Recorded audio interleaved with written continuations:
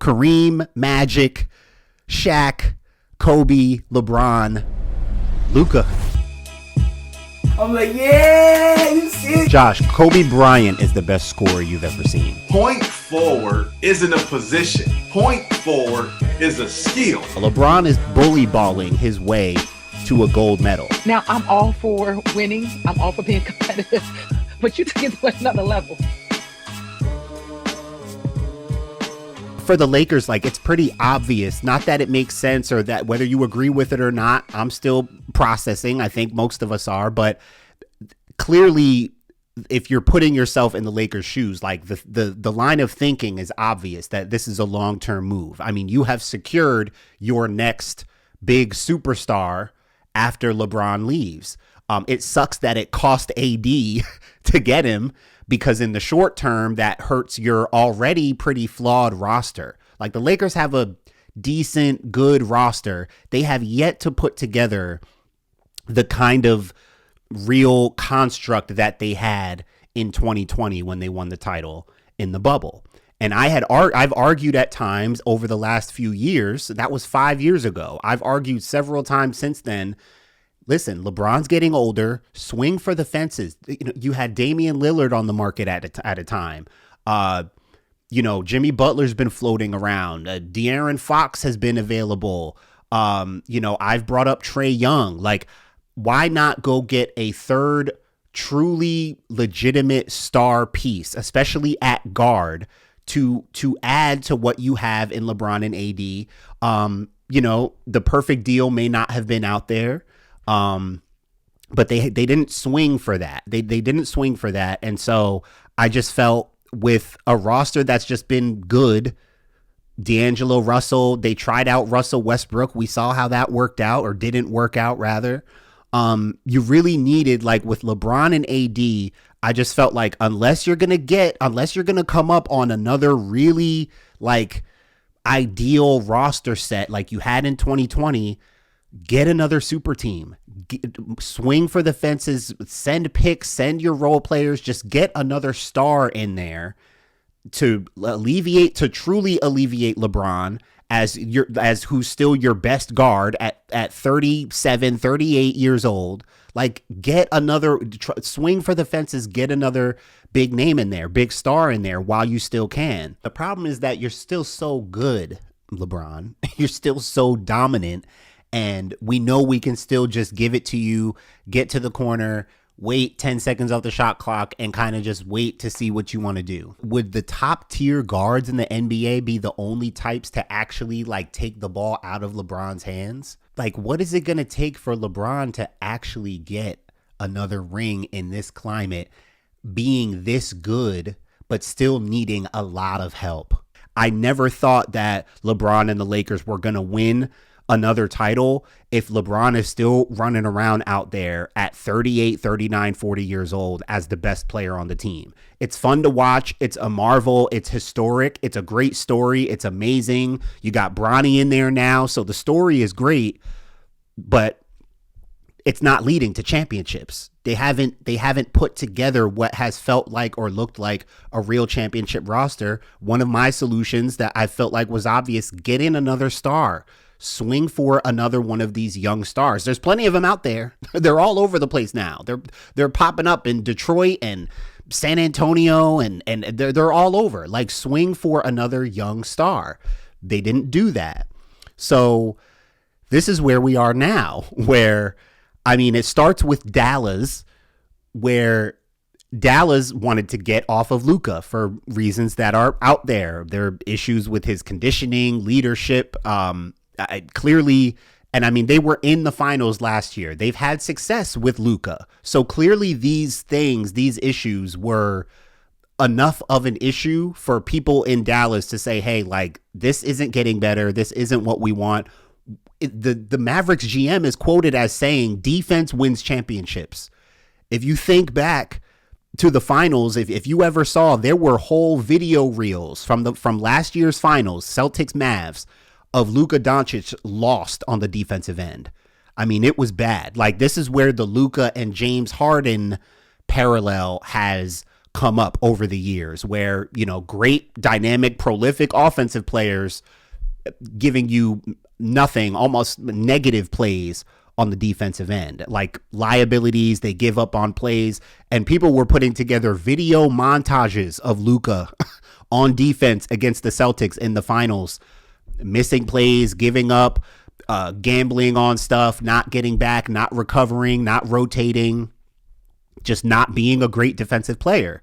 So, and look, that was just last year. I mean, they were in the finals. They were in the conference finals, before that, not the year before that, but Luka, they've been having success. So I could see how, a Mavericks fan would be confused and frustrated by this because, whatever your issues were, you're still having success. So, I mean, maybe we find out more, maybe the issues get more personal or deep rooted or something, but, for them to feel that strongly, to be shopping Luka off like that when he didn't ask out, didn't ask for a trade, like this was on them saying, hey, we don't think we're going to get to where we need to go with Luka as our best player and as our leader, which again, I understand how that could be confusing when you were just in the finals last year, like you were in the finals. So I think that really says something. I still think that Dallas can be really good with AD healthy. And that's where, again, I can see where people can be confused, mainly Mavericks fans, where you're saying like, hey, we're getting rid of Luka because of conditioning issues, but we're taking on the most injury prone big man in the NBA, infamously known for being injured consistently. So whenever you have AD on your team, it's the caveat of if he's healthy. So now the Mavericks are kind of tied to the health of Anthony Davis. If he's healthy, which he currently is, he's been playing well this season. If he's playing, Anthony Davis healthy basketball, the Mavericks can still be really good. As good as they've been with Luka, I'm not sure. You still have Kyrie and Clay. You have other guards that can really play. You've still got PJ Washington. Like the Mavericks have a good amount of really good players. They have a really good roster. And Anthony Davis, again, if healthy, playing the way he knows how to play, I think he can take them to another level. The identity of their team changes so much now. So much. The capability of their team changes. They may not be, as prolific. They may not be as scary as they were before, but I think they can still be really good. I think the Mavericks can still be really good with a healthy Anthony Davis. On the Lakers side, again, this is a long-term move. This is securing their next great superstar, Kareem, Magic, Shaq, Kobe, LeBron, Luka. Like, even that is fascinating. Like the Lakers taking on one of the few, handful of like big foreign superstars that we have in the league now.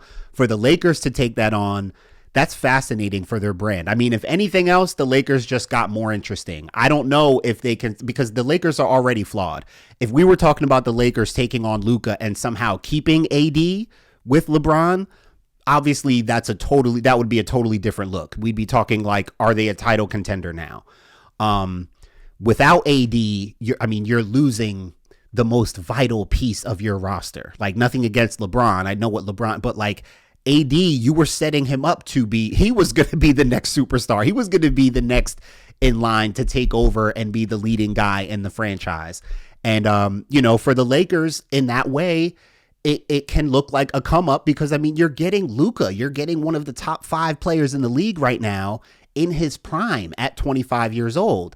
And the Lakers now, their challenges are different. Like their roster has been decent, but flawed to me, like I talked about before.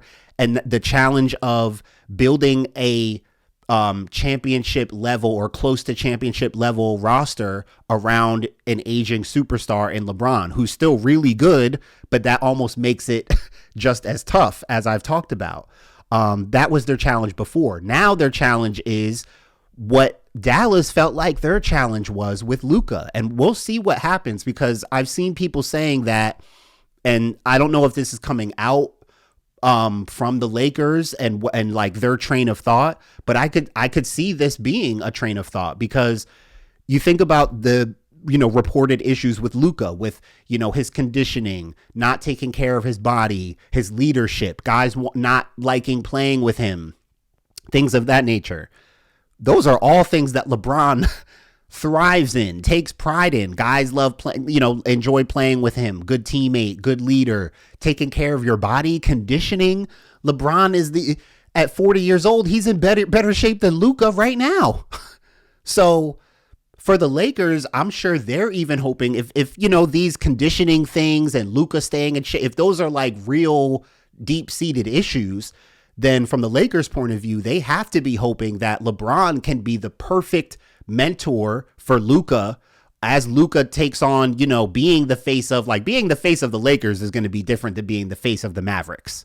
I mean, come on. We're talking about one of the biggest brands in North American sports, right? The biggest basketball brand there is, the Los Angeles Lakers. So even preparing for that takes some mentoring, which goes with your leadership and your conditioning and how you lead this franchise into what they expect, which is championships, not championship appearances, but championships. Now that's the new burden and task on Luka Doncic. Leading the Lakers is going to be different than leading the Mavericks from a lot of different standpoints, I imagine. So having LeBron to help usher him into that, there's no better person to help him prepare with all of those things. You mentioned the fact that I know LeBron has been Luka's favorite player. They've been compared, Luka and LeBron, in terms of ball dominant players. Now, look, like I said, this is a long-term thing. Right now, it makes the Lakers more interesting. The NBA really needed this, I think, for ratings-wise. Everyone's been getting on them about their lack of ratings, the product, too many threes, not interesting enough. All I've been thinking is man, we just need another super team. We just needed another big move. We just needed some more chaos like this to bring us back and excited about storylines in the NBA again. This is the kind of thing we needed. When it comes to the NBA can bring the chaos. We just needed a little more of that chaos back in the NBA. I think now, look, the Lakers and the Mavericks play a nationally televised game on February 25th. That'll probably be the most watched game of the season. The storylines and the ratings, I think, are going to start to come back because now things are shaking up again. Just give it time with the NBA. Things are going to shake up. Free agency, trades, disgruntled stars, guys want to team up, guys want to, this is the NBA. This is how it's been for the past decade. Big movement, shocking news. It was only a matter of time before we got some more chaos again. So the thing about Luka is that, like James Harden, just having Luka on your team probably gets you to the playoffs. Luka today with LeBron today, I don't know how that meshes. Look, they're two great players. If they embrace one another and whatever, Luka can help LeBron more than any guard he's played with since Kyrie and D Wade. Honestly, maybe even more so than those two, from a scoring standpoint, but Kyrie and D Wade, great scorers too. But Luka is a ball dominant guard. Luka is the type for LeBron to finally say, you run the show. I'll be over here. I'll make the baseline cut once you could, you do your thing. I'll just kind of roam around and play free. Now Luka is the kind of player that I've been talking about where if you want to actually give LeBron some alleviation and not put the weight of the franchise on him, even at 40 years old, get you another big star who he can actually trust to run the thing as a guard. I think it's different with bigs. I just don't think AD was ever going to really take it over until LeBron was gone. It wasn't going to happen while he was still there. So just functionally, basketball-wise, Luka is the type, I think, for LeBron to actually play off of. Now, because the roster is the way it is, and because you had to give up AD to get Luka, the Lakers still aren't going anywhere fast. This isn't for the short term, I don't think, unless there's other stuff in the works that they can make happen. But I see this as a long-term thing for the Lakers. They've got their superstar for the future. They might have some of the same issues that Dallas feels like they ran into, because Dallas had been putting together a really nice roster around Luka. rim running, lob threat big, Derek Lively, another scoring guard, Kyrie Irving. They slipped up on Jalen Brunson, but they circled back. I think they made up for that when they went and got Kyrie in that trade with Brooklyn. PJ Washington, like they've been putting the right kind of pieces around Luka, good skill players around Luka. In Dallas, I thought they had been making really good progress with that roster. Again, I guess the issues were just that deep for them with him as their best player and leader. And they're like, hey, you guys deal with it. You guys see if you can win with him. So we'll see if that's what the Lakers, I mean, he's a superstar. He's one of the best players in the league. That's the kind of cornerstone that the Lakers want. In that sense, it can be a come up. I don't think much changes for the Lakers in the short term. I mean, they weren't great before. I've talked, their roster is flawed. It's decent. It's not great. It's just been decent. And their aging superstar is their best player. At least now you can say there's someone else on the roster who we know is our best player because he's a top 5 guy in the league.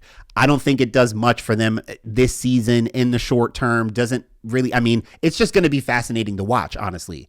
Now we just have another new fascinating duo in Luka and LeBron to just watch and see what they do together and how they play. But this is definitely about the future for the Lakers. Big swing. I don't know if like this is what I would have expected from them, but if you think about it for the long term, younger superstar, it's Luka, the foreign, star movement going on. Now the Lakers have one of the best for the future. Now it's like they're on, I saw someone say this, they're on the Luka timeline now. They're not on the LeBron James timeline anymore. They're on the Luka timeline. Thanks for watching this episode. You can talk more basketball with me by leaving a comment down below. Make sure you're subscribed to the channel for more episodes and content from the channel.